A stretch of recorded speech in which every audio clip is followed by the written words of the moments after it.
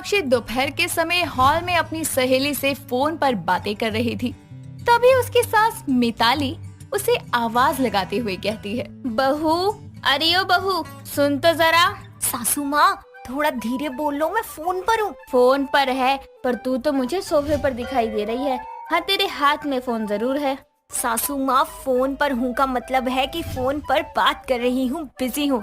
हाँ मीनल, अरे मैं सासू माँ को कह रही थी, तुझे नहीं। अरे इस मरे फोन को छोड़ और मेरी सुन ले। चल ठीक है, मैं शाम को बात करती हूँ, बाय। इतना कहकर मीनाक्षी कॉल कट कर देती है और अपनी सास को घूरते हुए कहती है, सासू माँ, आपको कौन सा पनवेल निकलना है जो मेरी बात खत्म होने तक रुक नहीं सकती थी? अरे नास बेटी, मुझे कहीं नहीं निकलना, लेकिन विदेश से तेरी मसेरी ननद एमिली यहाँ आने के लिए हवाई जहाज में बैठ चुकी है, तो मैंने तुझे वो मेहमानों वाला कमरा साफ करने को कहा था। कर दिया तूने कि नहीं? सासू माँ, ये बात तो आप मुझसे 3-4 बार पूछ चुकी हैं और मैं भी 3-4 बार इसका जवाब दे चुकी हूँ। कर दिया, कर दिया, कर दिया। और कुछ कहना है तो बोलिए। अरे तो इतना भड़कती क्यों है? पूछ ही तो रही हूँ। देख, वो विदेश में रही है ना, और वो पहली बार यहाँ आ रही है, तो उसकी आओ भगत में कोई कमी नहीं होनी चाहिए। मतलब समझ रही है ना, कोई दिक्कत ना हो उसे यहाँ रहने में। हाँ सासू माँ, समझ गई। बताओ, विदेश से मेरी ननद आ रही है जिसके लिए मुझे इतने सारे इंस्ट्रक्शन दी जा रही हैं। अरे बताओ, हद ही हो गई। पता नहीं सासू माँ मुझसे क्या क्या करवा कर मानेगी। अगले दिन मीनाक्षी नाश्ता बना ही रही थी कि तभी डोरबेल बजती है, तो वो पल्लू से अपना पसीना पोंछते हुए जाकर दरवाजा खोलती है, तो देखती है कि सामने क्रॉप टॉप, शॉर्ट्स और सर पर हैट लगाए सामने उसकी ननद एमिली खड़ी है। मीनाक्षी उसे नीचे से ऊपर तक घूर कर देख रही थी कि तभी मिताली मीनाक्षी को साइड करते हुए कहती है, अरे सड़क पीछे को कैसे बुद्ध बनकर खड़ी है? एमिली बिटिया, अंदर को आजा, धूप हो रही है बाहर। अच्छा, तो ये है मेरी ननद एमिली। मौसी, so good to see you. लेकिन हु इज शी? अरे बिटिया, वो क्या है ना, मेरी अंग्रेजी उतनी ही अच्छी है जितनी मेरी उर्दू, इसलिए थोड़ा हिंदी में बात कर। सासू माँ, मेरे बारे में पूछ रही है तो बताओ मैं कौन हूँ? अरे बिटिया, ये यही तो है, तेरे संकेत भैया की पत्नी, तेरी भाभी। भाभी, इट साउंड्स गुड। सो भाभी, nice to meet you. Same here. Fresh हो जाओ, थक गई होगी, मैं ब्रेकफास्ट लगाती हूँ। तभी मिताली एमिली को उसका कमरा दिखाती है। कुछ देर में सभी नाश्ते के लिए हॉल में आते हैं, तो खाने में बढ़िया बढ़िया पकवान को देखकर संकेत कहता है, आज तो नाश्ते में ही दावत हो गई। वाह, मिस्सी रोटी, दाल मखनी, पोहा भी बनाया तुमने तो। हाँ, लेकिन आपके लिए नहीं, अपनी ननद एमिली के लिए। एमिली, खाकर देखो, तुम ऑयली चीजें नहीं खाती तो तुम्हारे लिए हल्का नाश्ता बनाया है। ओह, लेकिन भाभी, मुझे इंडियन खाना खाने की आदत नहीं है, तो क्या आप मेरे लिए पैनकेक बना देंगी? हाँ हाँ, क्यों नहीं बेटा, तेरी भाभी को देसी विदेशी सब खाना बनाने आता है। अच्छा सासू माँ, मुझे तो अपने इस हुनर के बारे में खुद नहीं पता। एमिली देखो, अभी जो नाश्ता बन गया है, तुम एक बार इसे चक्कर तो देखो, शायद तुम्हें अच्छा लग जाए। ओ भाभी, डोंट फोर्स मी, मुझे बस फॉरेन फूड ही खाना पसंद है। आपको नहीं बनाना आता तो कह दीजिए। मौसी, आप मेरे लिए एक कैपेचिनो बना कर ला दीजिए। हैं? क्या क्या बना दूं बेटा? अरे बहू, बना देना इसका विदेशी खाना, अभी वो भूखी रहेगी तो तुझे अच्छा लगेगा क्या? अरे कहाँ से बना दूं? एक तो मैंने खाना इतनी मुश्किल से बनाना सीखा है, उस पर ननद का ये विदेशी खाना, उफ। अरे मीनाक्षी, सोच क्या रही हो? बना दो पैनकेक, अब अपनी ननद के लिए इतना तो कर ही सकती हो तुम। बनाती हूँ। तभी मीनाक्षी मुंह बनाए रसोई में जाती है और ऑनलाइन पैनकेक की रेसिपी देखकर जैसे तैसे एमिली को प्लेट में परोस कर देती है। समय बीतता है। एमिली को जब भी भूख लगती तो उसे विदेशी खाना ही चाहिए होता। अपनी ननद के विदेशी खाना खाने की आदत के चलते मीनाक्षी को खाना बनाते समय कुछ समझ नहीं आता था। एक रोज वो रसोई में खड़ी सोच ही रही थी कि तभी उसकी ननद एमिली वहाँ आकर कहती है, क्या हुआ भाभी, आप कुछ थिंक कर रही हैं क्या? आ गई विदेशन चटोरी। अरे नहीं तो बस, अरे कुछ याद कर रही थी तुम, कहो क्या चाहिए था? नहीं, मैं तो बस ये कहने आई थी कि आज मेरे लिए आप खाना मत बनाना। अरे मुझे तो लग ही रहा था आज तुमने अपना स्वीट कॉर्न बॉइल्ड सूप ज्यादा पी लिया, तो उसे खाने के बाद तुम्हें भूख ही नहीं लग रही होगी। इट्स ओके, मैं कुछ नहीं बनाऊंगी तुम्हारे लिए। हाँ, वो बोल ही रही थी कि तभी उसकी सास वहाँ आती है और उसे ऐसा कहते हुए सुनकर कहती है, अरे क्यों नहीं बनाएगी इसके लिए खाना? कुछ दिनों के लिए तो बेचारी आई है, तुझे तो हर दिन इसकी पसंद का खाना बनाकर खिलाना चाहिए। वही तो मैं भी कह रही हूँ मौसी। और भाभी, मैं तो यहाँ आपको ये बोलने आई थी कि मेरे खाने में पास्ता मैक्रोनी वाला मिक्स पिज्जा बनाना। सुनने में तो अच्छा लग रहा है बहू। हाँ तो आप ही बना दो ना सासू माँ। अरे याद आया एमिली, तेरी माँ ने कहा था शाम को कॉल करने को। चल मेरे कमरे में बात करते हैं। अरे सासू माँ सुनो तो, सासू माँ। मीनाक्षी कहते रह जाती है, लेकिन मिताली उसकी बात को अनसुना करते हुए एमिली के साथ वहाँ से चली जाती है। तभी मीनाक्षी खाना बनाने की तैयारी करने लगती है। ननद की फरमाइश का विदेशी पिज्जा बनाते हुए दूसरे गैस पर पड़े चढ़े कुकर की सीटी बजने लगती है, जिसके चक्कर में मीनाक्षी पिज्जा ओवन में डालकर भूल जाती है। खाने के समय जब मीनाक्षी सभी को खाना परोस रही थी, तभी उसकी ननद कहती है, भाभी मेरा पिज्जा कहाँ है? हाय दैया, ननन का विदेशी खाना अब तक ओवन में पड़ा है, मैं तो भूल ही गई। हाँ, वो ओवन चालू था। जब मैं पानी पीने गया तो मैंने उसे बंद कर दिया था। वैसे था क्या उसमें? तभी मीनाक्षी भागकर रसोई में जाती है और ओवन से पिज्जा निकालती है तो वो पूरी तरह जल चुका था। वो वही जला पिज्जा लेकर एमिली के सामने रख देती है, जिसे देखकर एमिली कहती है, ओह माय गॉड भाभी, ये क्या किया आपने? सॉरी, मैंने नहीं किया, अपने आप जल गया। एक काम करो, आज तुम अपना विदेशी खाना छोड़कर राजमा चावल खा लो। नो वे, मेरी भूख नहीं मिटेगी आपका ये देसी खाना खाकर। मीनाक्षी यार, तुम्हें ध्यान रखना चाहिए था ना। तुम्हें पता है ना उसे यही सब खाने की आदत है। अरे यार, इसके विदेशी खाने के चक्कर में मैं कितनी मेहनत करती हूँ किचन में, किसी को पता भी है? ये जो जला पड़ा है ना, इसमें कितनी मेहनत लगी थी, किसी को पता है? तुम्हारी इस बहन को विदेशी खाना खाना होता है तो पिज्जा भी तो खा सकती है, लेकिन नहीं, पिज्जा भी मैडम को पास्ता मैक्रोनी वाला चाहिए। तो ऑर्डर कर लो ना। बहू ऐसे चिल्ला क्यों रही है? तो मैं क्या करूँ सासू माँ? माना कि ननन को विदेशी खाना पसंद है, लेकिन इसने ये कहावत नहीं सुनी क्या, देश बदला तो खाना भी बदला। अभी ये रोज रोज देश में विदेशी खाने की फरमाइश लेकर बैठ जाती है। अरे एक बार हमारा देसी खाना खाकर देखेगी ना, तो इसका हाजमा खराब नहीं हो जाएगा। मीनाक्षी की बात सुनकर तीनों उसे हैरानी से घूरने लगते हैं। तभी एमिली खुद ही मीनाक्षी से कहती है, भाभी आई डोंट नो कि मेरी वजह से आपको इतनी प्रॉब्लम हो रही है। आपने इतने दिनों से वो सब बना कर दिया जब मैंने आपसे कहा, और आज मैंने आपसे ऐसे बात की। मुझे माफ कर दो। माफी की बात नहीं है एमिली, छोड़ो, तुम्हारी वजह से ही सही, लेकिन मैंने विदेशी चीजें बनाना भी सीख लिया। लेकिन जिस तरीके से मैंने ये सब बनाना सीखा है ना, वैसे ही तुम मेरे कहने पर एक बार देसी खाना ट्राई कर सकती हो। हाँ एमिली, तेरी भाभी राजमा चावल बहुत स्वादिष्ट बनाती है। ठीक है भाभी, तो आज फिर आपकी ये विदेशी ननद आपका बनाया ये देसी खाना खाएगी, आपके हाथों का बना राजमा चावल। जिसके बाद एमिली उस जले पिज्जा को साइड कर राजमा चावल खाने लगती है और बाकी सब भी उसी के साथ वही खाते हैं। और उसको ऐसे खाता देखकर मीनाक्षी मन ही मन में कहती है, चलो इसी बहाने विदेशी खाना खाने वाली ननन ने देसी खाना तो चखा। हरमन का बचपन से ही डॉक्टर बनने का सपना था, जिसे पूरा करने के लिए वो इटली जाता है और इटली जाकर दिन रात मेहनत करके आखिरकार वो डॉक्टर बन जाता है। डॉक्टर बनते ही उसके पास पहला केस आता है, जिसके लिए वो इंडिया वापस आता है और अपनी पेशेंट जूलिया से मिलता है। जूलिया को देखते ही उसके हाथों से फाइल नीचे गिर जाती है और आंखों में आंसू आ जाते हैं। हरमन उसके बेड के पास में बैठकर उसका हाथ पकड़ के रोते हुए बोलता है, मुझे माफ कर दो जूलिया, उस दिन के लिए।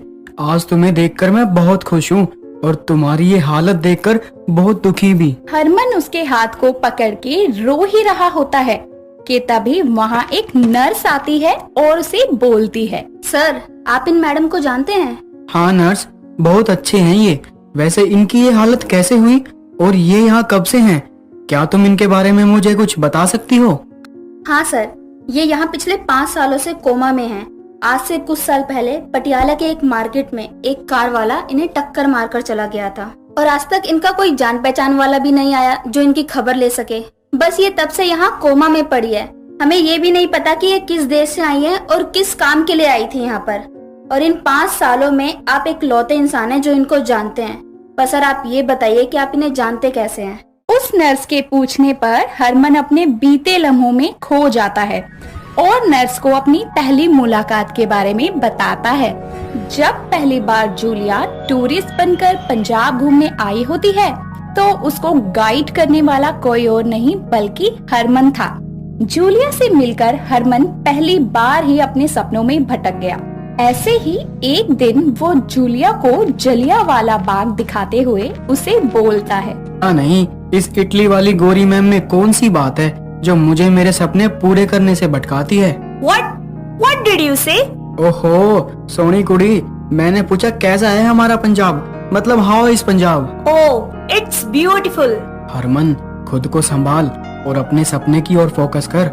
काश कि मैं अपने दिल की बात जूलिया से बोल पाता, पर क्या फायदा, वो एक टूरिस्ट है और कुछ ही दिनों में उसको इटली जाना ही है। हरमन उसको पंजाब घुमाने के साथ साथ पंजाबी डिशेस भी खिलाता था। देखते ही देखते जूलिया भी उसकी ओर अट्रैक्ट होने लगी और एक दिन जूलिया हरमन के पास आकर उससे बोलती है, What is your dream? I want to become a doctor। बस इसी के लिए मैं इतनी मेहनत करता हूँ। उससे बात करके जूलिया को भी उससे प्यार होने लगता है, लेकिन इसी के साथ उसका इटली वापस जाने का समय हो जाता है। और एक दिन इटली जाने से पहले वो एयरपोर्ट के बाहर अपनी टूटी फूटी हिंदी में हरमन को अपने दिल की बात बताती है। You are a nice person. I love you. क्या तुम भी मुझसे प्यार करते हो? अगर तुम्हारा जवाब हाँ है तो मैं तुम्हारे लिए इंडिया वापस आऊंगी। उसकी ये बात सुनकर जूलिया वहीं पर सबके आगे उसको गले लगा लेती है और कुछ ही देर में वो फ्लाइट में बैठकर इटली के लिए रवाना हो जाती है। उसके जाते ही घर आकर हरमन अपने माता पिता को सारी बात बता देता है और वो उनके रिश्ते के लिए मान जाते हैं। ऐसे ही कुछ दिन बीत जाते हैं और आखिरकार इटली में मेडिकल की पढ़ाई के लिए हरमन का नाम आ जाता है।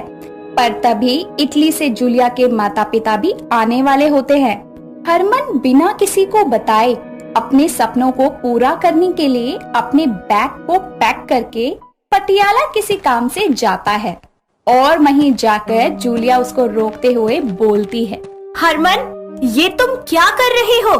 मैं तुम्हारे लिए इटली से इंडिया आई हूँ और तुम वापस इटली जा रहे हो। जूलिया तुम्हें पता है कि मैं इटली क्यों जा रहा हूँ? और अभी हमारी उम्र ही क्या हुई है, हम बाद में शादी कर लेंगे ना। मैं तुम्हें कहीं जाने से रोक नहीं रही हूँ, बल्कि सिर्फ इतना कह रही हूँ कि मेरे पेरेंट्स इटली से तुम्हें मिलने के लिए आ रहे हैं। एक बार उनसे मिल लो फिर चले जाना। उसकी ये बात सुनकर हरमन उसका फोन लेता है और उसके मॉम डैड को इंडिया आने के लिए मना करते हुए उनसे बोलता है, आप यहाँ मत आइए, मैं ही इटली आ रहा हूँ, अब हम वहीं मिलेंगे और यहाँ आप जूलिया की टेंशन मत लीजिए, यहाँ हम सब है ना। इतना बोलकर वो गुस्से में उसका फोन उसके हाथों में थमाता है और वहाँ से एक टैक्सी में बैठ के चला जाता है और जूलिया उसके पीछे पीछे जाती है जहाँ उसका एक्सीडेंट हो जाता है।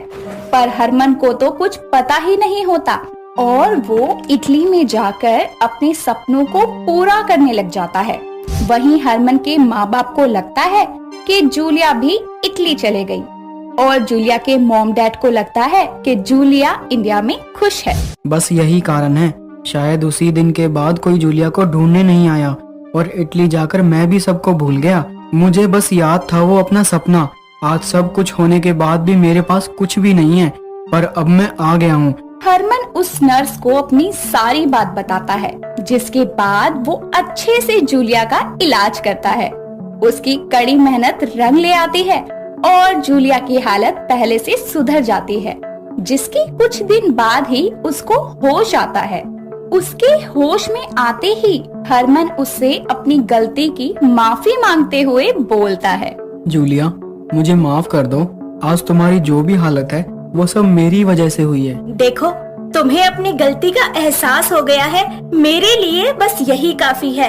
मेरी आंखें जब बंद हुई तब भी तुम मेरे सामने थी, और जब खुली हैं तब भी तुम मेरे सामने हो। और कोई भी तुमसे पूछे कि मैं कहाँ थी तो बस इतना ही कहना कि मैं तुम्हारे साथ थी, और साथ में ये भी बोल देना कि हमारा फोन खो गया था, इसीलिए हम किसी से कांटेक्ट नहीं कर पाए। इस समय पर भी जूलिया अपने बारे में ना सोचते हुए हरमन के बारे में सोचती है, जिसके बाद दोनों शादी करके घर आते हैं। उनकी बात सुनकर हरमन के माँ बाप को बहुत गुस्सा आता है, पर क्योंकि हरमन ने उनका नाम रोशन किया होता है, इसीलिए वो उन दोनों को माफ कर देते हैं, जिसके बाद वो सब एक साथ खुशी खुशी अपनी जिंदगी को जीने लगते हैं। क्यों होती है इतनी सर्दी? हे भगवान, ठंडा मौसम हो तो अच्छा लगता है, लेकिन इतनी भी ज्यादा ठंड नहीं होनी चाहिए कि कोई काम करने का मन ही ना करे। काम नहीं करूँगी तो सासू माँ सुना सुना कर कानों से खून निकाल देंगी मेरे। कनिका की शादी क्षितिज से बड़ी ही धूमधाम से होती है। शादी के बाद एक अच्छी बहू की तरह कनिका अपने ससुराल की सारी जिम्मेदारियों को संभाल लेती है, पर जैसे ही सर्दियों का मौसम आता है, कनिका के काम करने की स्पीड पर ब्रेक लग जाता है। ऐसे ही दिसंबर का महीना आता है। चारों तरफ कोहरा और ठंडी हवा बहने लगती है। कनिका अपने रूम की खिड़की को जरा सा खोलकर उसमें से अपनी उंगली को बाहर निकालती है और चिल्लाकर बोलती है, हाय हाय हाय, ठंडी ठंडी ठंडी, नहीं नहीं नहीं, बाहर नहीं जाऊंगी, बाहर नहीं जाऊंगी, बाहर बहुत ठंडा, आज तो नहाना तो बिल्कुल ही नहीं है मैंने। कनिका इतना बोलकर कंबल में दुपक कर बैठ जाती है। तभी वहाँ उसकी सास मेनका आती है और कनिका से बोलती है, बहू तू क्या जच्चा की तरह कंबल में दुबक कर बैठी है, चल नीचे, काम करना है बहुत सारा।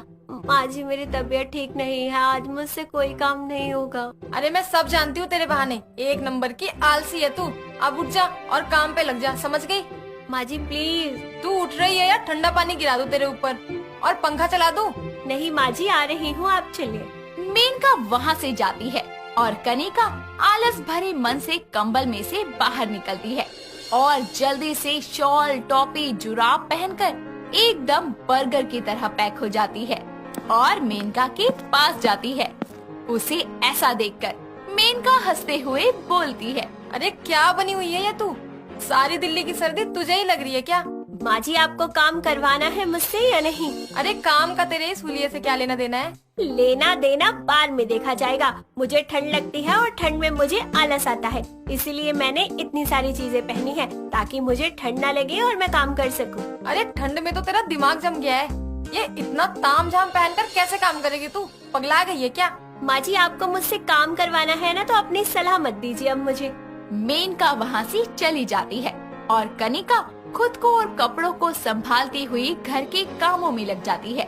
वो पूरा किचन साफ करती है और लास्ट में बर्तन धोने के लिए जैसे ही सिंक का टैप ऑन करती है, उसके नीचे हाथ रखते ही वो चिल्लाकर बोलती है, बचाओ बचाओ, मैं जम गई। कनिका की आवाज सुनकर मेनका भागी भागी रसोई में आती है और बोलती है, क्या हो गया, क्यों चिल्ला रही है तू? ठंडा ठंडा ठंडा पानी, मेरे हाथ बर्फ हो गए। पर बर्तन तो तूने एक नहीं धोया, सारे वैसे ही पड़े हैं। माँ जी, गर्म पानी से धो लूं बर्तन प्लीज, इतना तो रहम खा लो मुझ पे। हाँ हाँ ठीक है, धो ले और जरा जल्दी जल्दी हाथ चला। मेनका वापस से अपने रूम में जाती है और कनिका गर्म पानी करके 200 की स्पीड में सारे बर्तन धो देती है और जल्दी से अपने कमरे में आकर रजाई में बैठ जाती है। ऐसे ही वक्त बीतता जाता है। बढ़ती ठंड के साथ साथ कनिका का आलस भी बढ़ रहा था। ऐसे ही एक दिन कनिका कंबल ओढ़े सोफे पर बैठकर टीवी देख रही थी। तभी वहाँ उसका पति क्षितिज आता है। इतना कहकर क्षितिज किचन में जाता है और जल्दी से 2 कप चाय बना कर लाता है और कनिका को देता है। दोनों ऐसे ही बातें कर रहे होते हैं। तभी वहाँ मेनका आती है, जिसे देखकर दोनों शांत हो जाते हैं। ये सब देखकर वो बोलती है, क्या हो गया? मुझे देखकर तुम दोनों की बत्ती सी अंदर कैसे हो गई? हाँ कुछ नहीं माँ जी, बस ऐसे ही हंस रहे थे। तो तू अपना मुंह बंद रख, आलस की दुकान। क्षितिज, तू इसे कुछ समझाता क्यों नहीं है? इसे जरूरत से ज्यादा ही ठंड लगती है, सारा दिन कंबल में बैठी रहती है। इतना आलस अच्छी बात नहीं होती है। कनिका, माँ ठीक कह रही हैं। इतना आलस करना हमारी सेहत के लिए हानिकारक है। हमें खुद को एक्टिव रखना चाहिए ताकि चुस्ती फुर्ती बनी रहे। कनिका दोनों की बातें सुनकर चली जाती है और अपने कमरे में जाकर आराम से बसर जाती है। ऐसे ही सबके समझाने पर भी कनिका अपना आलस छोड़ने को तैयार नहीं होती। पहले तो वो बस घर के कामों में ही आलस दिखाती थी, पर अब वो खुद की साफ सफाई में भी आलस दिखाने लगती है। ऐसे ही एक हफ्ता बीत जाता है और ठंड के चलते वो नहाती नहीं है। वो बस डेली बाथरूम में जाती और गीले रुमाल से अपने मुंह को साफ करती, और कभी कभी तो वो भी नहीं करती और ऐसे ही मेकअप करके रेडी हो जाती। एक दिन दोनों सास बहू धूप में बैठे मूंगफली खा रहे होते हैं। तभी मेनका बोलती है। मेनका की बात सुनकर कनिका जल्दी से अपने रूम में जाती है और बाथरूम में घुस जाती है। उसके बाद वो नहाकर बाहर निकलती है और खुद से बोलती है, राम राम राम, आज माँ जी की वजह से मुझे नहाना पड़ गया, लेकिन अब आने वाले 15 दिन तक नहाने की छुट्टी। ऐसे ही वक्त बीतता जाता है और कनिका का आलस बढ़ता ही जाता है, जिसके चलते वो नहाना, ब्रश करना सब कुछ छोड़ देती है और सारा दिन बस रजाई में पड़ी रहती है, जिसके चलते धीरे धीरे उसकी बॉडी को फंगल इन्फेक्शन हो जाता है और उसकी बॉडी पर छोटे छोटे लाल दाने निकल आते हैं, जिन पर बहुत ही ज्यादा खुजली होने लगती है। साथ ही उसके सर में भी खुजली होने लगती है, क्योंकि गंदगी की वजह से उसके सर में जुएं पड़ गई थी। साथ ही उसकी तबीयत भी अब खराब होने लगती है। उसको इस हाल में देखकर मेनका उसे सुनाते हुए बोलती है, अरे नालायक, तुझे कितना समझाया पर तू नहीं समझी। यह सब तेरे आलस की वजह से हो रहा है। कितना कहा तुझे, लेकिन तू अपने मन की ही करती है। देख कैसे सड़ रही है अब तू। अरे अभी भी वक्त है, अपने शरीर का ख्याल रख ले। हाँ कनिका, आज तुम जिस हाल में हो ये सब तुम्हारी खुद की गलती है। माना कि तुम्हें ठंड लगती है, काम करने का मन नहीं करता, पर ऐसे बैठे रहने से, खुद को साफ सुथरा ना रखने से क्या मिला तुम्हें? उल्टा तुम बीमार और पड़ गई। मेरे ख्याल से अब तुम्हें समझ आ गया होगा कि आलस करना कितना ज्यादा हानिकारक है। प्लीज मुझे माफ कर दीजिए, अब से मैं कभी आलस नहीं करूंगी और अपना बहुत ध्यान रखूंगी। क्षितिज और मेनका कनिका को माफ कर देते हैं, जिसके बाद सर्दी हो या गर्मी, धूप हो या बरसात, कनिका रहती हर मौसम साफ। इस तरह कनिका अपने आलस को हमेशा के लिए खुद से दूर कर देती है। एक शॉप पर नुपुर और राजू नाम का एक लड़का एक साथ पहुंचते हैं और एक साथ ही उस दुकान वाले से कहते हैं, भैया एक कोलगेट का फैमिली पैक देना। सर मैडम ये लास्ट है। ये मैं लूंगी क्योंकि यहाँ पहले मैं आई थी। पर बोला मैंने और देखा भी मैंने था। Whatever, ladies first. गली की मार्केट में तो मैं अभी गली की मार्केट में ही हूँ। हाँ, उसकी ये बात सुनकर राजू को गुस्सा आ जाता है और देखते ही देखते एक कोलगेट के लिए उन दोनों के बीच में लड़ाई बढ़ जाती है। जिसके बाद नुपुर वो कोलगेट लेकर उसे खोलती है और अपने हाथों पर ढेर सारे कोलगेट लगाकर राजू के मुंह पर लगा देती है और बची हुई कोलगेट उसके हाथों में देकर बोलती है, ये लो कोलगेट के भिखारी कहीं के। अरे तुम्हें तुम्हारी ये सो कॉल्ड कोलगेट मुबारक हो। जाओ, मैं दूसरी दुकान से कोई नई ले लूंगी। इस कोलगेट की जरूरत आपको है क्योंकि बदबू आपके मुंह से आ रही है। इतना बोलकर राजू उसके हाथों में कोलगेट थमाकर वहाँ से चला जाता है और नुपुर गुस्से में घर जाकर कोलगेट से दांत साफ करते हुए बोलती है, छोड़ूंगी नहीं उस लल्लू लाल को मैं। नुपुर को गुस्से में ब्रश करते हुए और पूरे घर में घूमते हुए देखकर उसका पति सुमेध उससे बोलता है, अरे क्या हुआ बेबी, इतने गुस्से में क्यों हो? मेरे मुंह से बदबू आ रही है। नहीं, पर हुआ क्या? अरे अगर इतना कोलगेट लगाकर अपने दांतों को घिसोगी तो बदबू कहाँ से आएगी? उस बदतमीज लड़के ने मुझे बोला कि मेरे मुंह से बदबू आ रही है, मुझे कोलगेट की ज्यादा जरूरत है। अरे यार अब छोड़ो ना, तुम भी क्या एक कोलगेट के लिए अपना मूड खराब कर रही हो?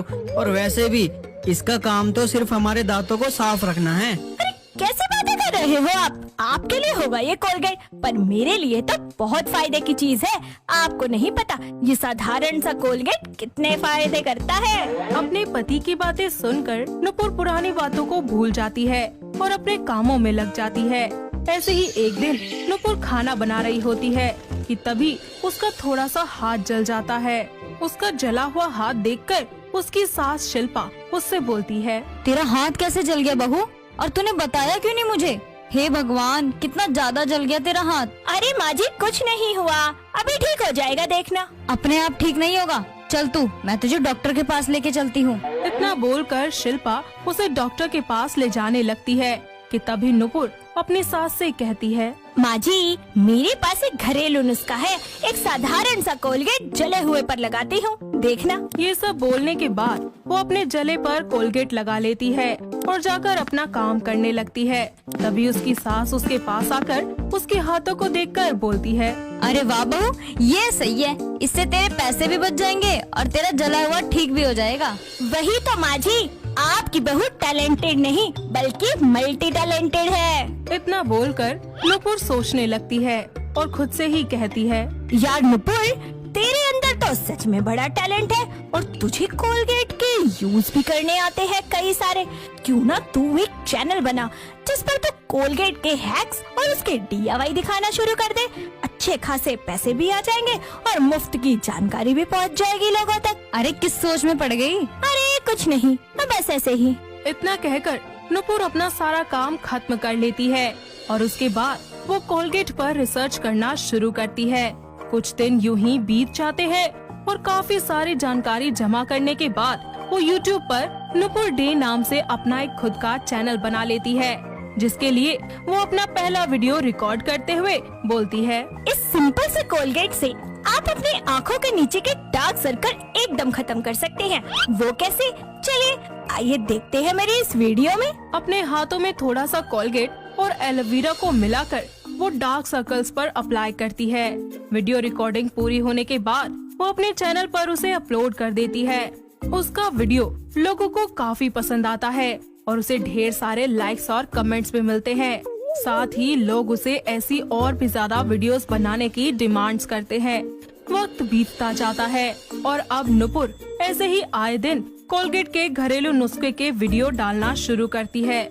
देखते ही देखते उसके सब्सक्राइबर्स बढ़ जाते हैं और उसकी इनकम आना भी शुरू हो जाती है। अब नुपुर अपने व्यूज बढ़ाने के लिए एक वीडियो डालती है जिसमें वो कहती है, तो मेरे प्यारे दोस्तों, आज मैं आप सबके लिए एक बहुत ही खास और डिमांडिंग वीडियो लेकर आई हूँ, जिससे आपको पता चलेगा कि कैसे आप एक सिंपल से कोलगेट में नींबू मिलाकर गोरे हो सकते हैं। जी हाँ दोस्तों, आप एक चम्मच कोलगेट में नींबू के चंद कतरे मिलाकर और उसे अच्छे से मिक्स करके अपने पूरे फेस, नेक और एल्बो पर इस्तेमाल करें और कुछ देर बाद इसे हटा दें और रिजल्ट आपके सामने होगा। जैसे ही ये सब शिल्पा देखती है तो वो अपनी बहू को समझाते हुए कहती है, बहू ये जो तू कर रही है ना, ये बिल्कुल भी ठीक नहीं है, क्योंकि इससे तेरा चेहरा खराब हो सकता है और जो लोग तेरी वीडियो देख के ये सब करते होंगे उनका सोच जरा, उनको कितना नुकसान होगा। अरे माँ जी कुछ नहीं होगा, बल्कि हमारा फायदा होगा। शिल्पा उसे समझाती रह जाती है पर नुपुर अपनी सास की एक बात नहीं सुनती, जिसके लिए शिल्पा भी एक वीडियो डालती है जिसमें वो लोगों से अपील कर रही होती है। आजकल आप लोग एक वीडियो देख रहे होंगे जिसमें कोलगेट को फेस पे लगाया जाता है, जिससे ये दावा किया जाता है कि इससे स्किन साफ हो जाती है। तो आज मैं आप सबके सामने ये कोलगेट को अपने चेहरे पे लगाकर दिखाऊंगी कि इससे कुछ नहीं होता। लोग अपने व्यूज बढ़ाने के लिए ये सब करते हैं। जिसके बाद शिल्पा अपनी बहू के बताए हुए वीडियो के अनुसार कोलगेट को अप्लाई करती है और कुछ ही देर के बाद उसे हटा देती है। साथ ही अपने दर्शकों से बोलती है, आप लोग देख सकते हैं कि इससे 1% भी फायदा नहीं हुआ है मुझे।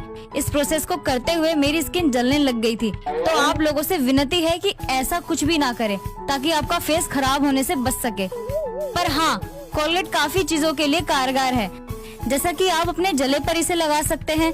साथ ही साथ आप अपने डार्क सर्कल को खत्म करने के लिए इसे लगा सकते हैं। अपनी सास की ये वीडियो देखकर नुपुर अपनी सास को टक्कर देने के लिए एक और वीडियो बनाती है जिसमें वो थोड़ा कोलगेट और एलोवेरा और नींबू लेकर बालों पर इस्तेमाल करती है।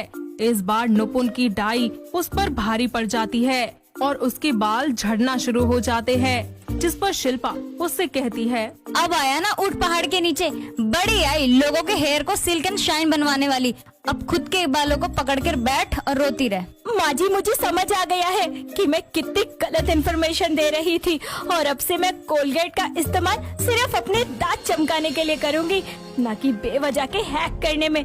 इसकी वजह से मेरे सारे बाल झड़ गए। हाय, ये सब तूने खुद ही किया है तो खुद ही भुगत। वैसे भी तू तो मल्टी टैलेंटेड है ना। माँ जी, मुझे माफ कर दीजिए। मुझे समझ आ गया है कि मैं जो भी कर रही थी वो गलत था। घरेलू नुस्खे करना अच्छी बात है, लेकिन जरूरत से ज्यादा करने पर वो हम पर ही उल्टा असर दिखाने लगती है। और मुझे इस बात का भी एहसास हो गया है कि जो चीज जिस इस्तेमाल के लिए बनी है उसे वही इस्तेमाल करें। अगर बेफिजूल की कारस्तानियाँ करेंगे तो नुकसान हमारा ही होगा। नुपुर को अपनी गलती का एहसास होता है और उस दिन के बाद से वो कोलगेट के ब्लॉग्स बनाना बंद कर देती है और अब सिर्फ कोलगेट का यूज दांतों को साफ करने के लिए ही करती है, जिसके बाद सभी मिलकर एक साथ खुशी खुशी रहने लगते हैं। कामनी अपनी 5 बहुओं, बड़ी बहू गीता, दूसरी बहू पम्मी, तीसरी बहू कविता, चौथी बहू रानी, 5वीं बहू अंजलि को पाकर बहुत खुश थी। शादी के बाद अपनी बहुओं की पहली रसोई की रस्म के लिए कामनी अपने छोटे बेटे राजीव के साथ डाइनिंग टेबल पर बैठी नाश्ते का इंतजार कर रही होती है। तभी उसकी 5 बहुएं अपने हाथों में अपने बनाए हुए नाश्ते की थाली लेकर वहां आती हैं और टेबल पर रखते हुए 5 एक साथ कहती हैं, लीजिए माँ जी नाश्ता। सच में तुम 5 ने तो मेरे घर को खुशियों से भर दिया है। आज मैं सच में बहुत खुश हूँ। आज तुम 5 को ऐसे एक साथ देखकर मुझे लग रहा है कि मेरी सारी जिम्मेदारियाँ पूरी हो गई हैं। अब मुझे इस घर की चिंता करने की जरूरत नहीं है। माँ जी, आप जैसी सास पाकर तो हमारी किस्मत खुल गई है। हम 5 भी इस घर की बहू बनकर बहुत खुश हैं। जी माँ जी, जेठानी जी बिल्कुल सही कह रही है। अब आप बस जल्दी से हमारा बनाया हुआ नाश्ता करके हमारी पहले रसोई की रस्म पूरी करिए। टेंशन हो रही है, पता नहीं कैसा बना होगा। हाँ माँ जी। बहुओं, तुम 5 को ये सोचने की जरूरत नहीं है कि नाश्ता कैसे बना होगा, क्योंकि प्यार से बनाई हुई चीजें अच्छी ही होती हैं। अब आप लोगों का एक दूसरे की तारीफ करने का कार्यक्रम अगर समाप्त हो चुका हो तो हम अपनी पेट पूजा आरंभ करें, क्योंकि एक दूसरे की तारीफ करके आप लोगों का पेट तो भर जाएगा, लेकिन मेरा नहीं भरेगा। मुझे भूख लगी है तो मुझे खाना तो चाहिए। गीता बहू, तू इसे दे दे खाने के लिए पहले, वरना ये भूख भूख करके पूरा घर सर पर उठा लेगा। वैसे तुम सबने बनाया क्या है ये तो बताओ पहले एक एक करके। माँ जी, मैंने चिकन बनाया है। माँ जी, मैंने ऑमलेट बनाया है। माँ जी, मैंने मटन बनाया है। माँ जी, मैंने आलू के पराठे बनाए हैं, वो भी दही के साथ। मटर पनीर और पूरियाँ। अपनी 5 बहुओं की पहली रसोई में पहली 3 बहुओं की नॉन वेज डिश और 2 की वेज डिश का नाम सुनकर कामनी का सर घूमने लगता है और डाइनिंग टेबल से दूर होकर अपनी बहुओं से कहती है, बहुओं, तुमने ये क्या किया? तुमने मेरी रसोई में आते ही नॉनवेज बना दिया। तुम्हें नहीं पता, लेकिन मैं नॉनवेज नहीं खाती हूँ। ले जाओ यहाँ से तुम तीनों अपना ये नॉनवेज नाश्ता। माँ जी, लेकिन हमने तो नॉनवेज खाना नहीं बनाया है, हमारा सारा खाना वेज है। आप इसे तो खा सकती हैं ना। हाँ माँ जी, जेठानी जी सही कह रही है। कम से कम आप हमारा बनाया हुआ खाना तो खा ही लीजिए ना, वरना हमें बिल्कुल अच्छा नहीं लगेगा। हाँ माँ, खा लीजिए ना, अंजलि ने बहुत प्यार से बनाया है। क्या बात है देवर जी, अपनी पत्नी का बड़ा साथ दे रहे हैं। वैसे आपको एक बात बता दूं, आपकी पत्नी ने ये सारा खाना अकेले नहीं बनाया है, मैंने भी मदद करी है। भाभी, मैं जानता हूँ, इसलिए तो मना रहा हूँ माँ को। इस टाइम मेरा कुछ भी खाने का मन नहीं है। ये वेज और नॉन वेज दोनों ही खाना एक ही रसोई में बना है, मुझसे नहीं खाया जाएगा। अपनी सास की बात सुनकर नॉन वेज बनाने वाली उसकी 3 बहुएं बहुत खुश हो जाती हैं और आपस में बात करते हुए कहती हैं, देखा, तुम लोगों ने इन दोनों को आते ही माँ जी को अपनी पार्टी में शामिल करने की कोशिश करी है। सोच रही है कि हमारी पहली रसोई की रस्म पूरी नहीं हुई, लेकिन इनकी हो जाएगी। आप सही कह रही हैं जेठानी जी, ये दोनों अपने आप को ज्यादा ही चालाक समझ रही है। जैसे ही पता चला कि माँ जी नॉनवेज नहीं खाती है, वैसे हमारा साथ छोड़कर माँ जी की साइड हो गई। बात तो आपकी सही है जेठानी जी, लेकिन मुझे एक बात समझ नहीं आ रही है कि इनका खाना वेज कैसे हुआ, क्योंकि मैंने तो खुद इन दोनों को अपने खाने में प्याज का इस्तेमाल करते हुए देखा था, और जहाँ तक मुझे पता है कि वो वेज खाने में प्याज का इस्तेमाल भी नहीं करते हैं। मंद बुद्धि, तो इतनी देर से चुप क्यों थी? पहले ही बता देती। अब मजा आएगा। इसका मतलब ये खाना भी नॉनवेज ही हुआ। अगर हमारी पहली रसोई की रस्म नहीं हुई तो इसकी भी नहीं होगी। अब देखो मैं क्या करती हूँ। जहां एक तरफ गीता अपनी दोनों नॉनवेज खाने वाली देवरानियों से बात कर रही होती है, वहीं दूसरी तरफ उसकी दोनों वेज देवरानियां रानी और अंजलि अपनी सास को अपना खाना खाने के लिए मना रही होती हैं। उनके कई बार कहने पर जैसे ही कामनी खाने के लिए डाइनिंग टेबल पर बैठने जाती है, तभी गीता उसे रोकते हुए कहती है, माँ जी, अगर आप हमारा बनाया हुआ नॉनवेज खाना नहीं खा सकती हैं, तो आप इन दोनों का बना हुआ ये वेज खाना भी नहीं खा सकती हैं। क्यों बहू, क्यों नहीं खा सकती हूँ? क्योंकि माँ जी ये भी तो खाना नॉनवेज ही है और इसमें प्याज मिला हुआ है, और जहाँ तक मुझे पता है वो प्याज पड़ा हुआ खाना भी नॉनवेज में ही आता है। बताना मेरा फर्ज था, बाकी आपकी मर्जी है। रानी बहू, अंजलि बहू, क्या गीता बहू सही कह रही है? जी माँ जी। तब तो ये खाना भी मेरे खाने लायक नहीं है, क्योंकि मैं बिल्कुल सादा और बिना लहसुन प्याज का खाना खाती हूँ, और मुझे ये नहीं समझ आता है कि लहसुन प्याज डालकर कौन सा वेज खाना बनाया जाता है। बनता है माँ जी, आप एक बार खाकर देखिए तो सही, बहुत अच्छा लगता है। क्या आप बिना बोरिंग खाना खाती हैं? हाँ माँ जी, देखिए तो एक बार खा के। अच्छा, अगर माँ जी तुम्हारा लहसुन प्याज का खाना खा सकती है, तो हमारा नॉनवेज खाना भी तो खा सकती है। सही कहा जेठानी जी ने। क्या सही कहा जेठानी जी ने? चुप करो तुम पांचों, एक तो मेरा दिमाग वैसे ही खराब है। पांचों बहुओं में से एक भी मेरी पसंद की नहीं निकली। 3 नॉनवेज खाने वाली निकली तो 2 वेज। क्या सोचा था, क्या हो गया? मुझे माफ करो तुम सब, मुझे किसी का बनाया हुआ खाना नहीं खाना है। कामनी इतना कहकर वहाँ से चली जाती है। ऐसे ही समय बीतता है और समय के साथ कामनी अपनी नॉनवेज खाने वाली बहू को नॉनवेज कम खाने और अपनी वेज बहुओं को बिना लहसुन प्याज का खाना बनाने को कहती है, लेकिन उसकी 5 बहुओं में से कोई भी उसकी बातों पर ध्यान नहीं देती हैं और वो 5 खाना अपनी मर्जी से ही बनाती और खाती थी। अपनी कही हुई बातों को अनसुना होता देखकर कामनी को बहुत दुख होता है, लेकिन अपने सरल स्वभाव के कारण वो उनसे लड़ाई या बहस नहीं कर पाती है। ऐसे ही समय बीतता है और समय के साथ कामनी अपनी 5 बहुओं से अपनी रसोई अलग करके छत पर चूल्हे पर खाना बनाना शुरू कर देती है।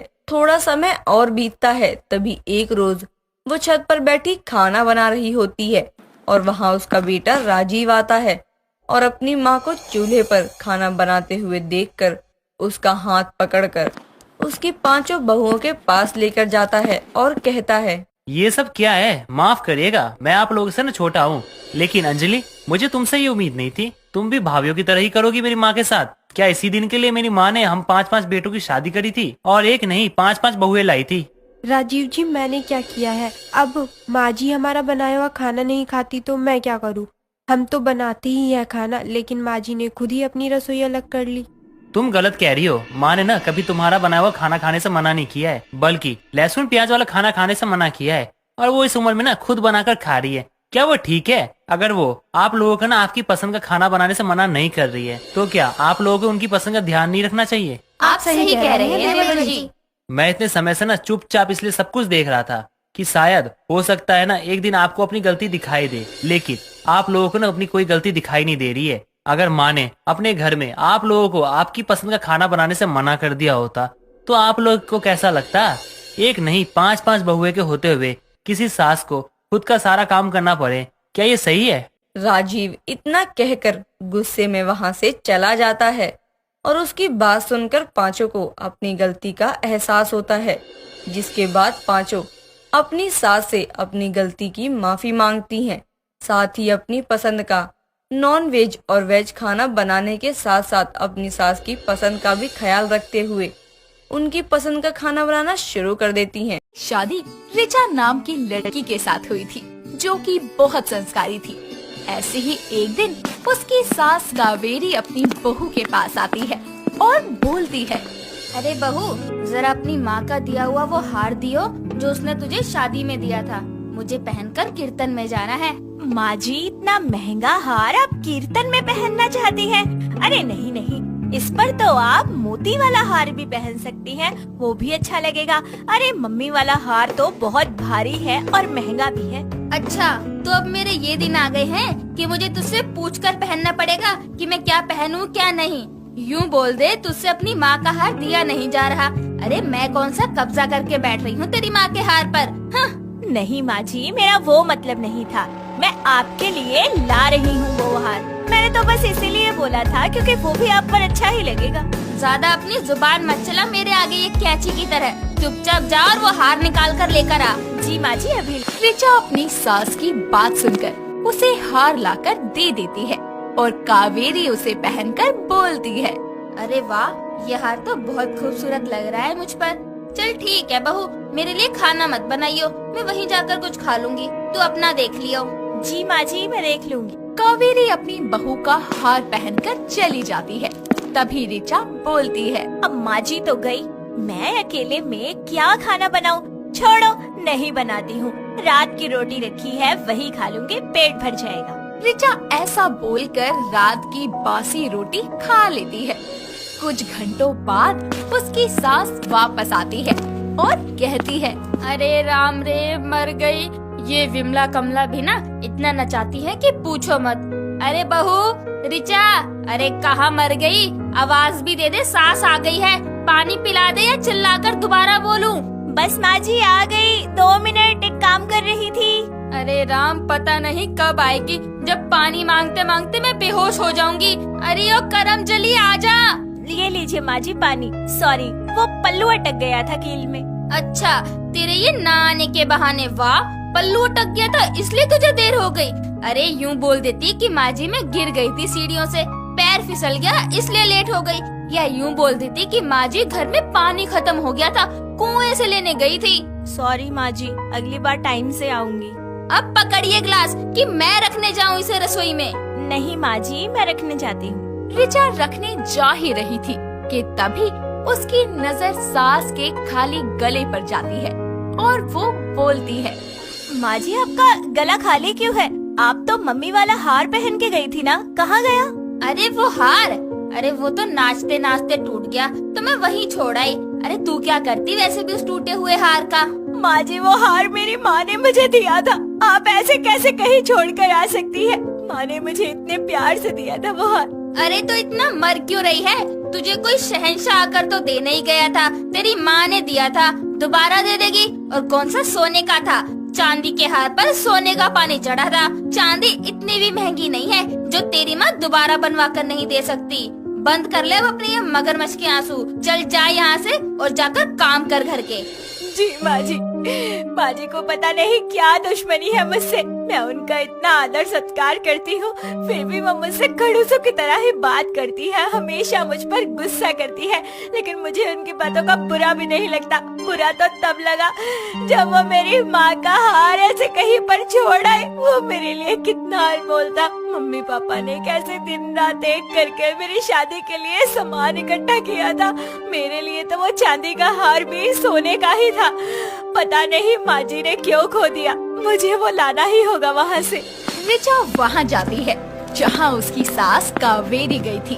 वहाँ जाकर वो अपनी माँ का हार ले आती है और उठाकर अपनी पास रख लेती है। ऐसे ही अगले दिन वो अपने पति के साथ अपने कमरे में थी और दोनों एक दूसरे की बाहों में बाहें डालकर एक दूसरे से बोलते हैं। क्या हुआ मेरी जान, ऐसे उदास क्यों हो? कुछ नहीं, ऐसे ही थोड़ा घर के काम को लेकर। नहीं, घर के काम की वजह से चेहरे पर इतनी मायूसी तो नहीं हो सकती, बात कुछ और है। कुछ नहीं हितिक, वो बस मम्मी का हार नहीं मिल रहा था तो थोड़ा परेशान हो गई थी। अब मिला या नहीं? जी मिल गया मुझे। लो तब भी टेंशन, अभी तुम्हारी टेंशन गायब करता हूँ। ये बोलकर हितिक ऋचा को फोरहेड पर किस करता है और उसे गले लगा लेता है, जिसके बाद वो उसे किस करता ही है कि कावेरी की आवाज आती है। अरे ओ नासपिटी, कहाँ रह गई? अरे चाय के अगले जन्म में देगी मुझे। हितिक मुझे जाना होगा, माँ जी बुला रही हैं। ये माँ भी ना गलत टाइम पर आवाज देती हैं। अच्छा आराम से जाना, ये नहीं कि जल्दी जल्दी चली जाओ। ठीक है हितिक, मैंने आपके कपड़े निकाल दिए हैं, आप वही पहन कर आ जाना। ठीक है, माँ भी ना हिटलर हो गई है पहले से भी ज्यादा। ऋचा जल्दी से अपनी सास के पास जाती है और उसे चाय बनाकर पिला देती है। अरे इसके साथ मुझे कुछ देगी नहीं क्या खाने को? सूखी चाय पीऊं? यूँ नहीं इसके साथ समोसे बना दूं? एक काम नहीं होता। इससे पता नहीं माँ बाप ने क्या सिखा कर भेजा है। अब मेरे सर पर खड़े खड़े नाचेगी क्या? जा जाकर समोसे बना। जी माँ जी, मैं बस अभी लाई। रिचा रसोई में जाकर समोसे बनाने की तैयारियां करती है। इतने में ही उसके सामने कोई समोसे की प्लेट भरकर ले आता है और वो कोई और नहीं हितिक ही था। जिसके बाद उसे देखकर रिचा बोलती है, समोसे? हितिक, आप समोसे क्यों लाए? मैं तो समोसे बना रही थी। माँ की चाय ठंडी हुई तो वो गर्म होकर तुम्हें सुनाने लग जाएंगी। इससे अच्छा है कि तुम उनके गर्म होने से पहले ये गर्मा गर्म समोसे जाकर उन्हें खिला दो। कुछ नहीं बोलेंगी, जाओ जल्दी। आई लव यू हितिक, मैं अभी माँ जी को देकर आती हूँ। I love you too Richa. Richa जाकर कावेरी को समोसे खिला देती है। कुछ देर बाद रिचा को घर के काम करने के बाद जरा सा टाइम मिलता है तो रिचा बोलती है, बाप रे, कितनी गर्मी हो रही है। सारे कपड़े धो धो कर मैं तो थक गई, पर शुक्र है कि टाइम पर धुल गए।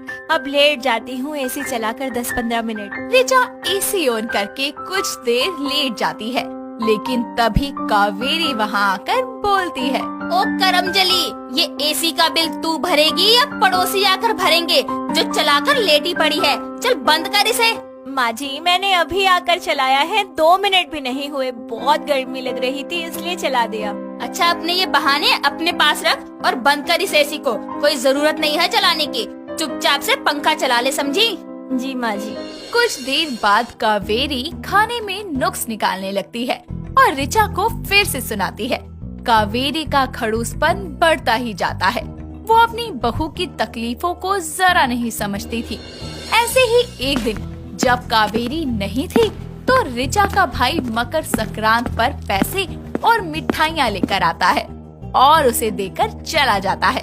जिसके बाद जब कावेरी घर आती है तो रिचा उसे बोलती है, माँ जी, वो मायके से मेरा भाई आया था तो संक्रांत का सामान देकर गया है। वाह, तेरा भाई बिना मिले ही चला गया? अरे रुक नहीं सकता था क्या जरा सा भी? अरे हाँ, कहीं पैसे देने पड़ जाते इसलिए नहीं रुका, चला गया होगा। गरीब घर में तो बेटे की शादी करनी ही नहीं चाहिए थी मुझे। नहीं माँ जी, आप गलत समझ रही हैं। भाई तो शगुन देकर गए हैं। 4 तरह की मिठाइयाँ, आपके, मेरे और हितिक के कपड़े भी देकर गए हैं। अच्छा ला, दिखा सब और पैसे इधर दे। जी माँ जी, ये लीजिए। और माँ जी, आपको एक चीज दिखाऊं? मैंने माँ से एक साड़ी मांगी थी, लेकिन उस वक्त पैसे ना होने की वजह से वो मुझे दे नहीं पाई थी। लेकिन देखो, आज उन्होंने वो साड़ी भिजवा दी। देखिए, सुंदर है ना? बड़ी अच्छी है। ये तो मैं तेरी ननद को दे दूंगी। रिया बहुत खुश होएगी ये साड़ी देखकर। पर माँ जी, ये तो मेरी माँ ने मुझे दी है इतने प्यार से, आप कैसे किसी और को दे सकती है? अच्छा, अपनी ननद को एक साड़ी नहीं दे सकती जो तेरे घर से आई है? माँ ने कितने प्यार और मेहनत से ये मुझे दी थी, पर कोई बात नहीं, दे देती हूँ। कोई बात नहीं माँ जी, आप ये साड़ी ले लीजिए और दीदी को भिजवा देना। कावेरी अपनी बेटी रिया को फोन करके रिचा के घर से आया सारा सामान और शगुन अपनी बेटी को भिजवा देती है। अगले दिन रिया का कॉल आता है और वो रोते हुए कावेरी को बोलती है, माँ, मेरी सास ने आपका दिया हुआ सारा सामान छीन लिया और मेरी ननद को भेज दिया। आपने मुझे इतनी सुंदर और महंगी साड़ी दी थी, वो भी छीन ली। माँ, अब मैं क्या करूँगी? आय हाय, तेरी सास तो बड़ी लालची और खड़ूस है जो मेरी बेटी का सामान खाकर बैठ गई। कैसे गरीब घर में मैंने अपनी बेटी की शादी कर दी। अपनी सास को बोल, इतना ही है तो अपने राजा बेटे से क्यों नहीं मांग लेती जो तेरे मायके का खा रही है। खैर कोई बात नहीं, मैं तुझे दोबारा सामान भिजवा दूंगी। तू छुपाकर अपने कमरे में रख लियो अब की बार। कुछ देर बाद कावेरी रिचा को बुलाकर अपनी बेटी के साथ घटित सारा दुखड़ा सुनाती है और अपना सर पकड़कर बैठ जाती है। तभी रिचा बोलती है, माँ जी, अब उनके ससुराल वाले इतने बेकार है तो क्या कर सकते हैं? दीदी के हिस्से का उन्होंने अपनी बेटी को भेज दिया, ठीक उसी तरह जैसे आपने मेरी माँ का भेजा हुआ सामान दीदी को भेज दिया था। किसी ने सच ही कहा है कि जैसा करोगे वैसा ही भरोगे। माँ जी, अगर आप भी अपनी बेटी की तरह मुझे प्यार देती ना तो शायद दीदी के साथ ये सब ना होता। रिचा की बात सुनकर कावेरी को अपनी गलती का एहसास होता है और वो अपनी बहू से माफी मांगती है। साथ ही उसे अपनी बेटी की तरह ही रखने लगती है। संजना एक बहुत ही बातूनी लड़की थी वो किसी के साथ बैठी हो तो भी उसका मुंह चलता रहता, अकेले हो तो भी वो बोलती रहती। लेकिन संजना जितनी ही बड़बोली थी, उसकी दो भाभियां आरती और वंदना उसके बिल्कुल ही उल्टी थी।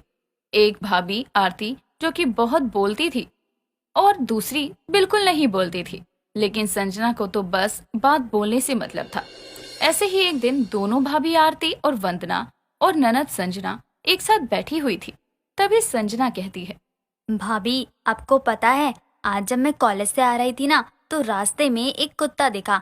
आप उसे देखती ना, समझ ही नहीं पाती कि वो कुत्ता है या बिल्ली, क्योंकि वो कुत्ता बिल्ली से ही डर रहा था। अरे सच में वो ना बिल्ली से इतना डर रहा था, लेकिन जो भी कहो बहुत प्यारा था। अब तो वो कुत्ता पता नहीं कहाँ होगा। अगर मुझे वो कुत्ता दोबारा मिल जाए ना, तो मैं उसे आप दोनों को दिखाने के लिए लेकर जरूर आऊंगी। और भी बहुत कुछ था, आज मैं आपको सब बताती हूँ।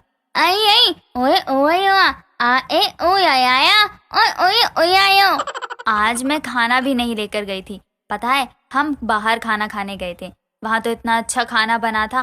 भाभी मैं तो बोलती हूँ हमें भी एक बार वहाँ पर खाना खाने जरूर जाना चाहिए।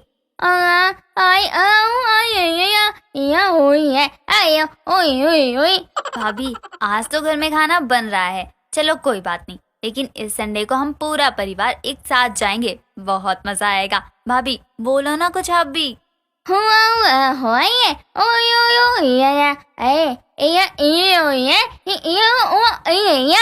भाभी आपको पता है, आज कॉलेज में कुछ प्रोग्राम भी था। मुझे तो कुछ खास नहीं लगा उस प्रोग्राम में। मैंने एक स्पीच भी दी, लोगों ने ज्यादा तालियां भी नहीं बजाई।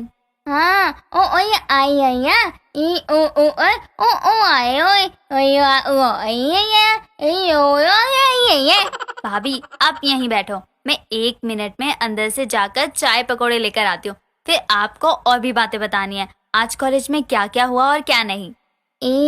आओ आप ही दोनों हो जो मेरी बातें सुनती हो, और वो भी सारी, वरना तो सब मुझे भगा ही देते हैं। संजना बोलती रहती है और उसकी दोनों गूंगी भाभी के पास चुपचाप उसकी बात सुनने के अलावा कोई रास्ता नहीं था। वो चुपचाप सुन ही रही थी, और ये आज की नहीं रोज की कहानी थी। ऐसा ही कई दिनों तक चलता है। कुछ दिनों बाद आरती और वंदना दोनों रसोई में खाना बना रही थी। तभी वहाँ उनकी सास सुनीता आती है और बोलती है, बहू मेरे कमरे में मेरा पर्स रखा था, लेकिन अब नहीं है वहाँ, तुम में से किसी ने लिया है क्या? हे भगवान, पूछने भी किससे आई थी, ये तो ए आया करती रहेगी और दूसरी के मुंह से एक शब्द भी नहीं निकलता। क्या ही होगा, अभी इनकी बड़बोली ननद से कुछ बोल दिया फिर तो राम राम।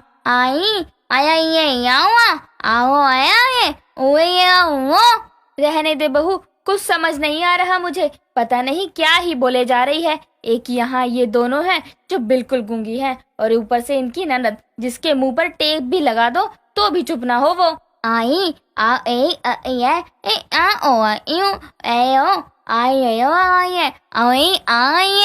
तुम दोनों खाना ही बनाओ, मैं खुद ही देख लूंगी।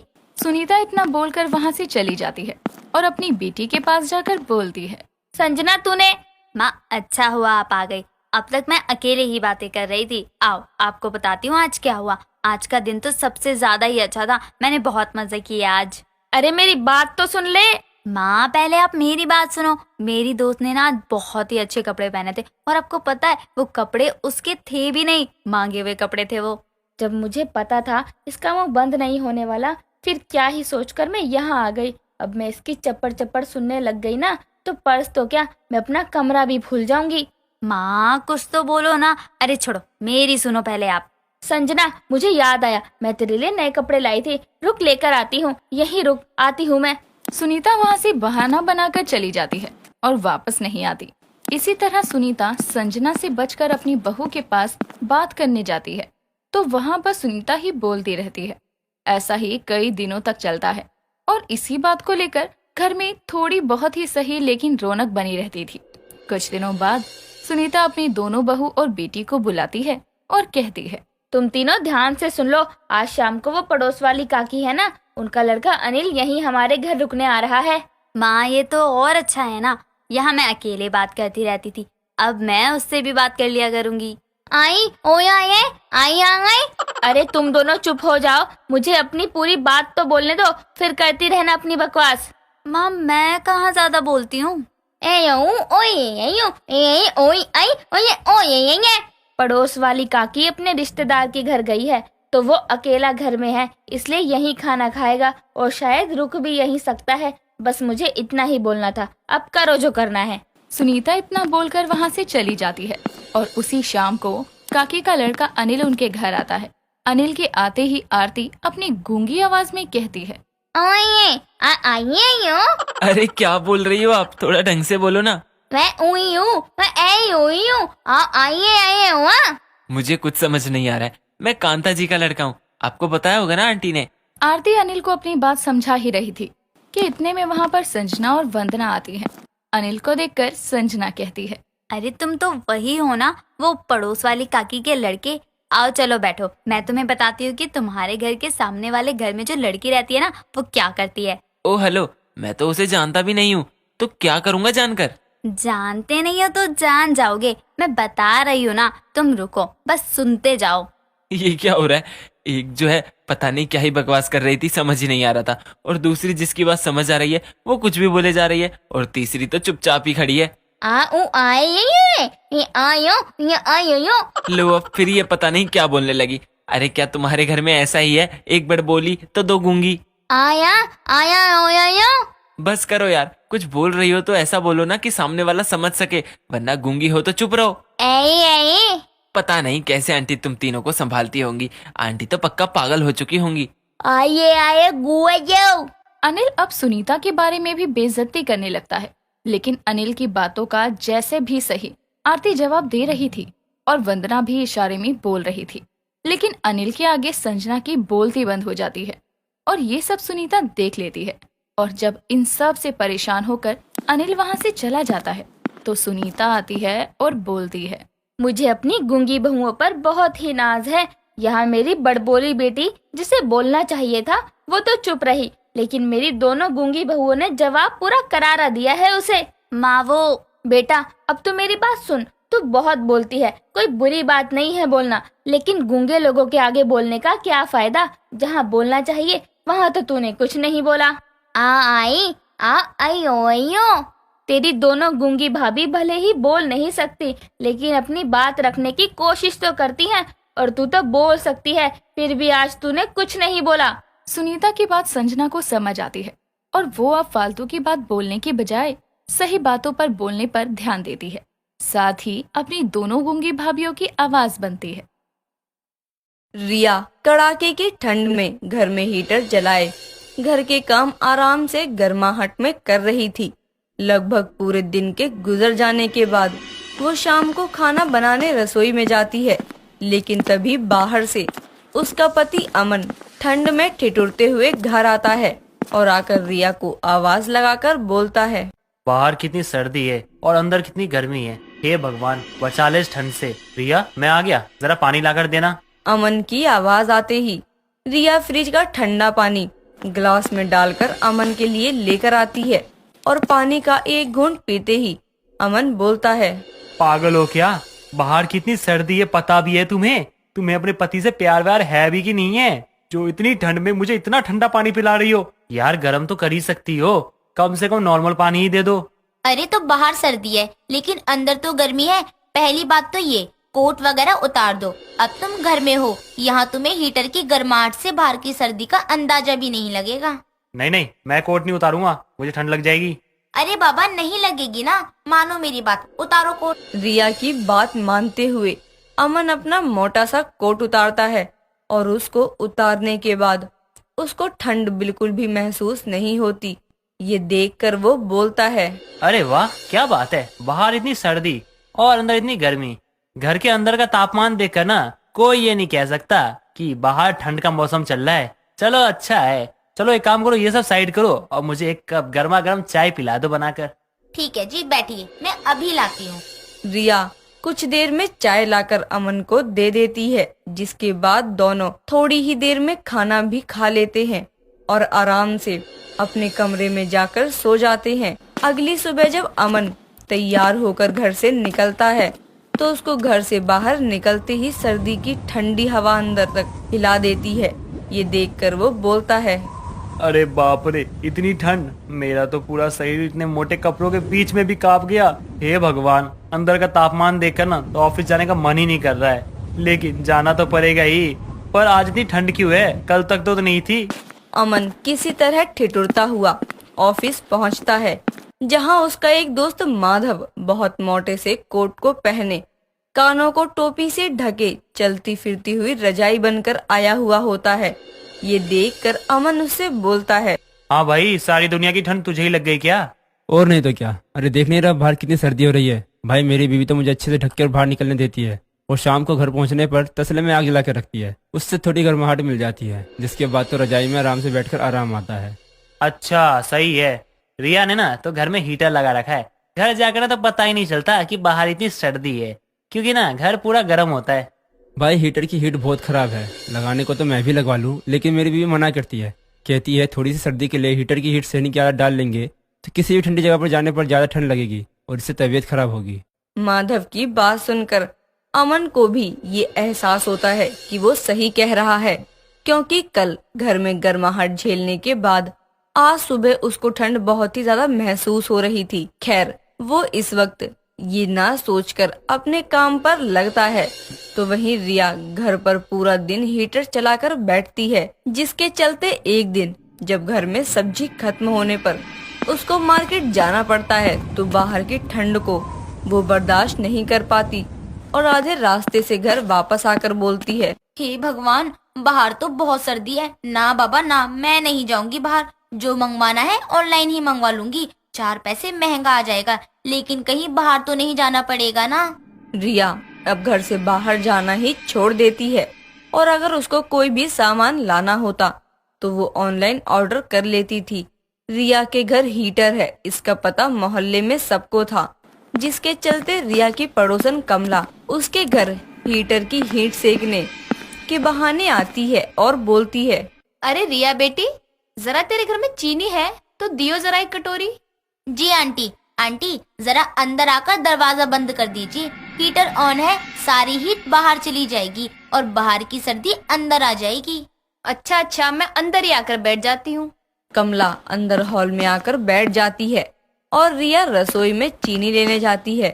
घर में इतनी गर्माहट देखकर कमला खुद से बोलती है, बाहर कितनी सर्दी है और अंदर कितनी गर्मी।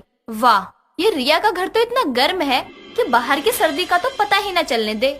कमला हीटर की हीट के मजे ले रही होती है कि तभी रिया कटोरी में चीनी लेकर आती है और कमला को दे देती है, जिसके बाद कमला को वहाँ से जाना पड़ता है और अचानक से गर्म जगह से बाहर ठंडी जगह पर आने की वजह से उसको छींकें आना शुरू हो जाती हैं और वो छींकते हुए अपने घर जाती है और खुद से बोलती है, ये हीटर की गर्मी ने तो बाहर की सर्दी लगवा दी। क्या फायदा ऐसी हीट का जो तबीयत खराब कर दे।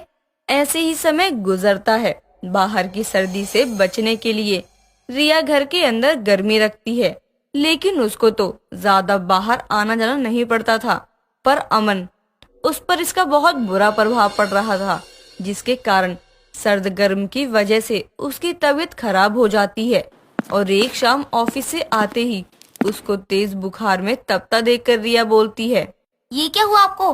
हाय राम, कितना तप रहे हैं। कमरे में चलिए, आराम करिए, मैं डॉक्टर को बुलाकर लाती हूँ। रिया अमन को कमरे में सुलाकर अपनी दोस्त नंदिनी को कॉल करती है, जो पेशे से डॉक्टर थी। कुछ देर में नंदिनी घर आकर अमन का चेकअप करती है। साथ ही घर में हीटर चलता देखकर वो अमन की इस हालत की वजह समझाते हुए रिया से बोलती है, रिया, अमन की इस हालत की जिम्मेदार तुम हो। अरे घर में हीटर चला रखा है और बाहर इतनी सर्दी हो रही है। इंसान अचानक से कड़कती ठंड से अंदर गर्माहट में आएगा तो उसकी तबीयत तो खराब होगी ही। लेकिन हीटर तो बना ही सर्दियों के लिए है ना।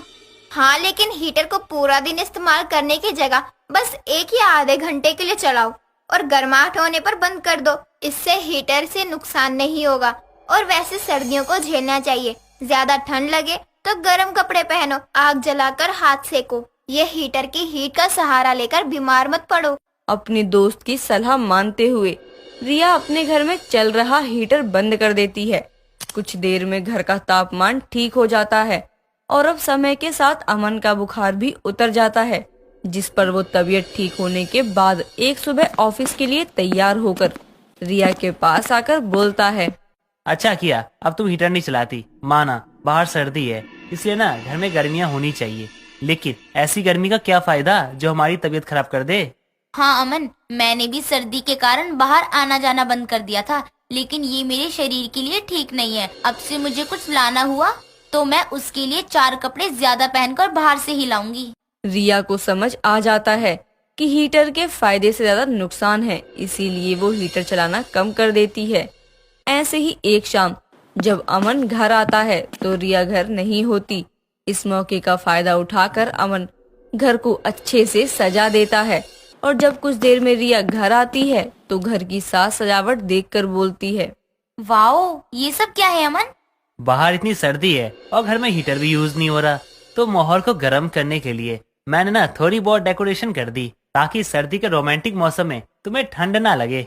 अच्छा जी, ये सब आपने मेरे लिए किया? जी मैडम जी। इतना बोलकर अमन रिया के करीब जाता है और उसको अपनी बाहों में उठाकर बेडरूम में ले जाता है, जहां दोनों आपस में कुछ रोमांटिक पल साथ बिताते हैं। और अब बाहर की सर्दी भी अंदर के गर्म माहौल को ठंडा नहीं कर पाती।